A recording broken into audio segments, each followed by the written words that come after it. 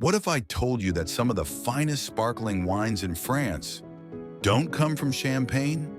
In fact, there's a wine that's made almost the exact same way, with the same grapes and centuries of history, yet costs a fraction of the price. It's called Crémant, and it might be France's best-kept secret.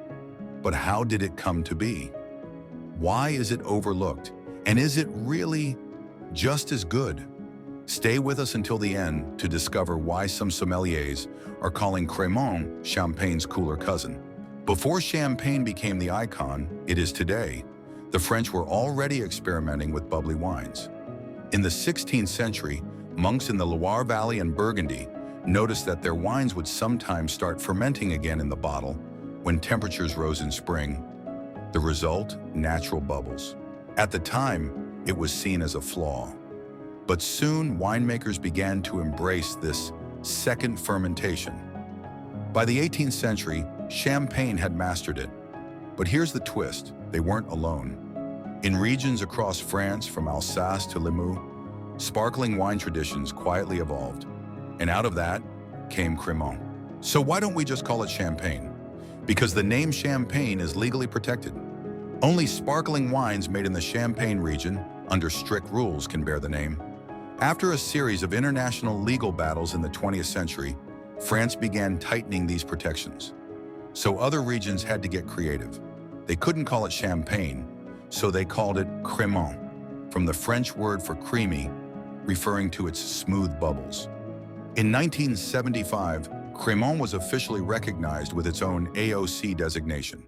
And suddenly, France had a sparkling revolution on its hands. Crémant isn't just one wine, it's a family. Today, there are 8 official Crémant regions in France. 1. Crémant d'Alsace, floral and elegant, often made with Pinot Blanc and Riesling. 2. Crémant de Bourgogne, the closest to Champagne using Chardonnay and Pinot Noir. 3. Crémant de Loire, crisp, citrusy, made with Chenin Blanc. 4. Crémant de Limoux, from the south of France, some say it's where sparkling wine was invented. 5. Crémant de Bordeaux, rich and fruity. 6. Crémant de Jura, high-altitude freshness. 7. Crémant de Savoie, alpine and rare. And finally, 8. Crémant de Die, ancient, slightly sweet, made with claret grapes. Each region brings its own terroir, traditions, and twist on the méthode traditionnelle. Here's what might surprise you. Crémant is made using the exact same method as Champagne, known as the méthode traditionnelle. Base wine is fermented, then bottled with sugar and yeast for a second fermentation, aged on lees for complexity, riddled, disgorged, and corked. The main difference: location and price. While a good Champagne can cost 40 euros, a top-quality Crémant might be just 15 euros. Why? Less branding, less hype, smaller marketing budgets. But when it comes to technique, Crémant plays in the same league. For years, Crémant was dismissed as cheap Champagne. But in the last 2 decades, that's changed. Top sommeliers now recommend Crémant for food pairings, blind tastings, and even weddings.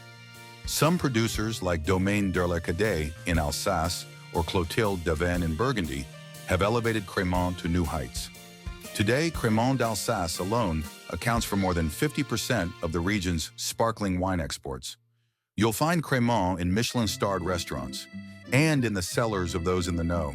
So, is Crémant just Champagne without the name? Not quite.